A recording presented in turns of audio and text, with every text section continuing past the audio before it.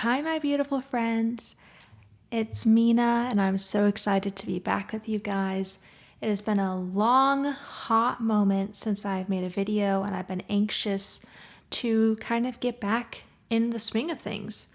So, there's a lot of different topics I want to cover. I'm going to make a community post listing some of the main ones. So, if you can head on over there once this video is out, that post should be up, and vote which one you want to hear the most of. But there's a lot of stuff I want to talk about. Financial abuse is one of the big topics, and that's partly what I'm going to talk about today, although it is a story time. So financial abuse, more on the dynamics of couples that have an Eastern Western mix. So like Western man, Eastern woman kind of deal. That's another sort of category of things. And I really want to be talking about self-care and female friendships, pitfalls thereof, a lot of that kind of stuff. So anyways, let me know, because I want to talk about stuff that obviously you guys want to hear. But anyways, today I'm talking about what happens when you are a woman who wants to help other women and wants to help people survive past abuse and be able to live a better life. But when the rubber meets the road and you're actually trying to help people, they're really resistant to your help. So a few years ago, this is about 2 years ago actually, I was working a summer job between semesters at school, and I was working with this woman who was in her, I would say, mid to late 40s. And she had this kind of depressed, low energy affect to her. Always just kind of drained looking. But I didn't think about it too much. But towards the end of the summer, we got to know each other better, obviously, because we were working there 4 to 5 days a week. And so she confided in me one day because she came into work and she was really upset. And basically what happened was her paycheck had hit her bank account, and her husband went in and cleaned all of it out except $50. So $50 was going to be her money to spend on gas to and from work and groceries for both of them for 2 weeks, which is laughable because, speaking for myself, it takes about $40 to fill up my gas tank, and I have to fill it up more than once every 2 weeks. And groceries, I would say I could probably get by on 1 week for $50. So $100 for 2 weeks, but that would be on the way low end. And this was groceries for 2 people. So just a ludicrously small amount of money. So she's talking to me about this. She's really upset, and I'm asking her kind of details of the situation. So it turns out that her husband, who was much older, he was like in his 60s, he got Social Security. He got a Social Security check every month. I'm assuming it was at least $1,500, probably more, because he had been an executive or something at some point. So maybe $2,000, $2,500, not sure exactly. But he had cancer, and so he stopped working because of the cancer. And I was like, oh, okay. Then I come to find out later in the conversation, as layers of this are kind of peeling back, that he had cancer 4 years ago, 4 years before this conversation. And he was in remission. So I was like, okay, weird. And anyways, their house was paid off, their cars are paid off. So they didn't really have a lot of bills. But I asked her, why did he take the money out of your account? And she said, well, he said I'm not good with money, so that's why. And I asked, is that true? Like, are you gambling? Are you, racking up money on credit cards? Like, What's the situation? And she's like, well, sometimes I'll go to Bath and Body Works. So our job was like 2 doors down from Bath and Body Works. She's like, sometimes I'll go there and buy, $30 worth of lotion or whatever.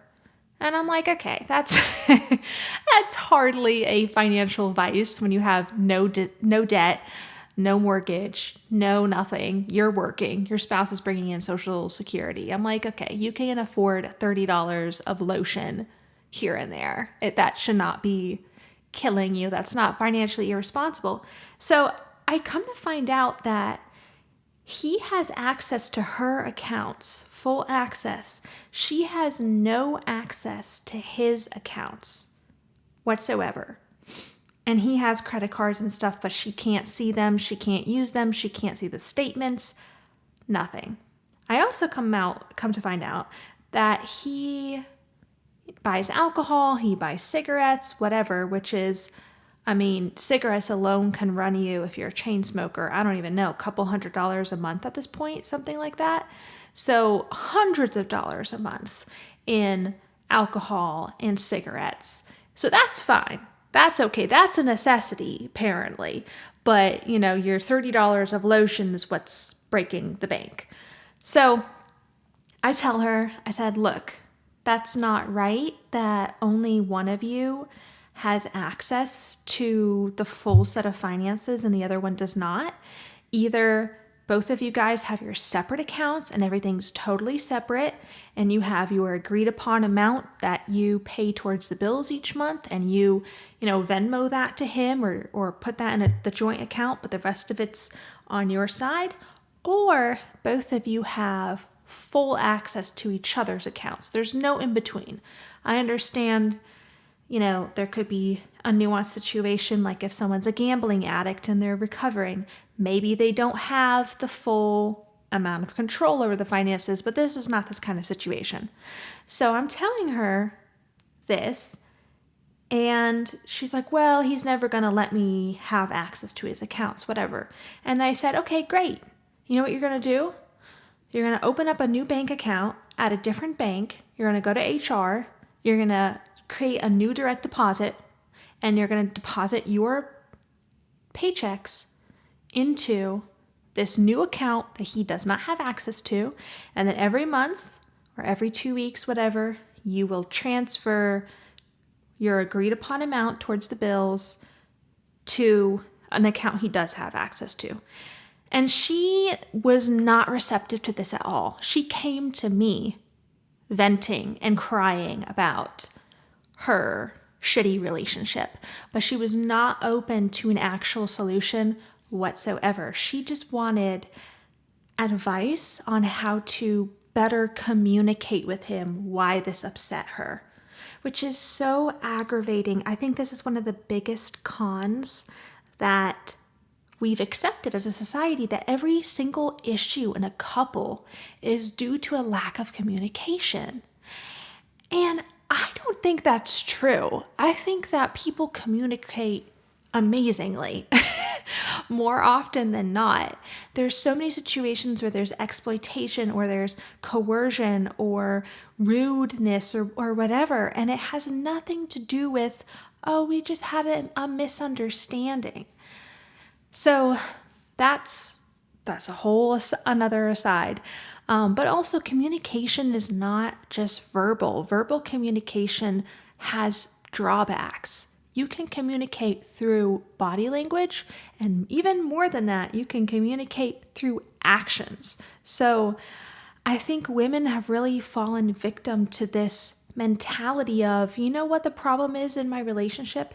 It's not that I'm being financially abused. It's not that there's this major issue or that we have clashing values or something of that nature. No, I just have to communicate better. I just have to explain myself better. But when that other person does not want to understand you, you can communicate until you are blue in the face. It doesn't matter. So anyways, I had to pull myself back from that conversation because it was becoming so agitating because this woman was draining me. She was energetically draining me. She was very, very drained by her abusive husband.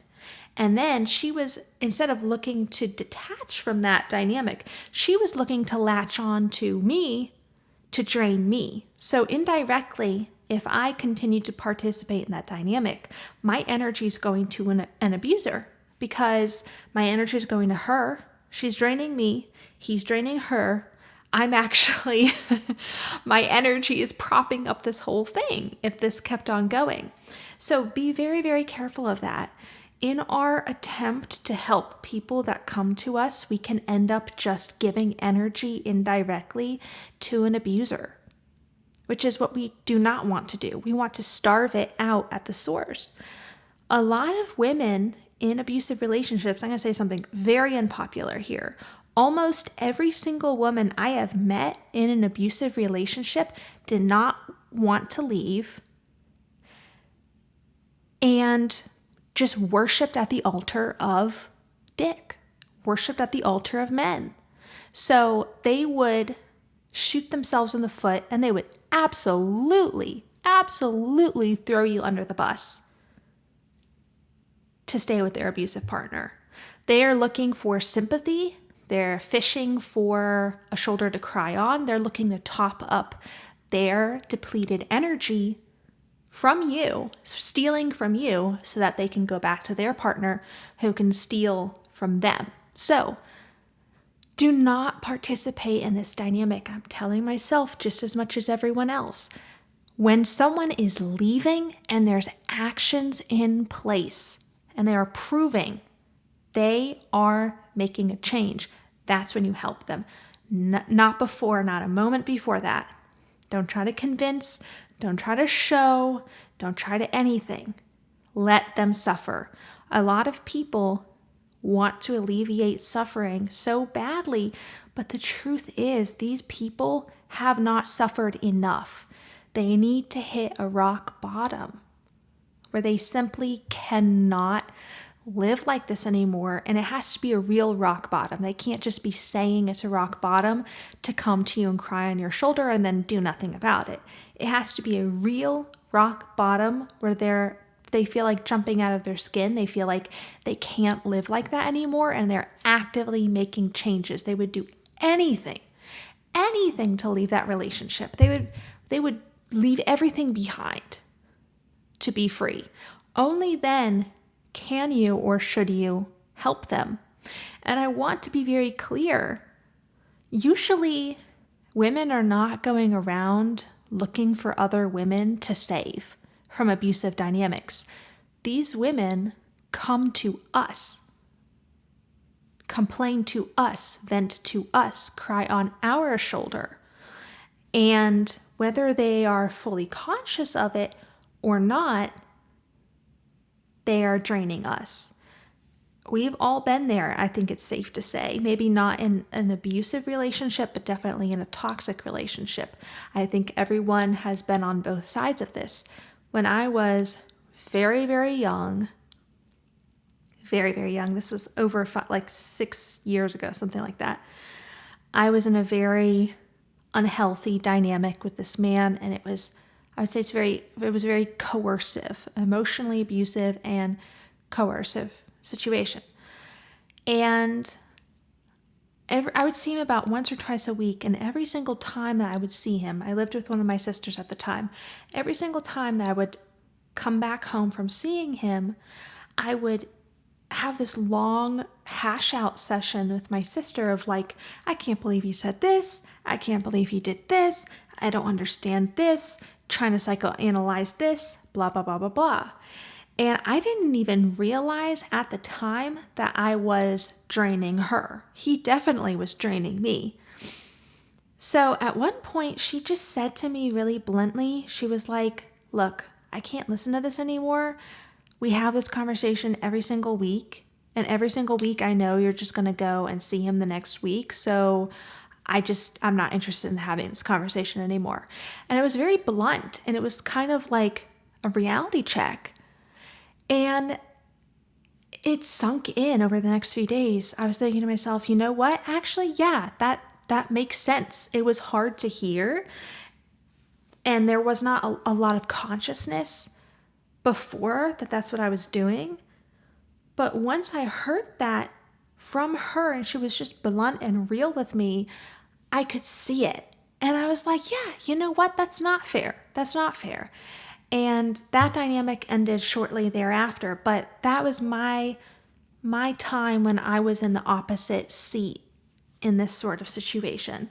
And I'm so glad I brought this up later with my sister, and she was like, wow, I can't believe I said that. That was really blunt.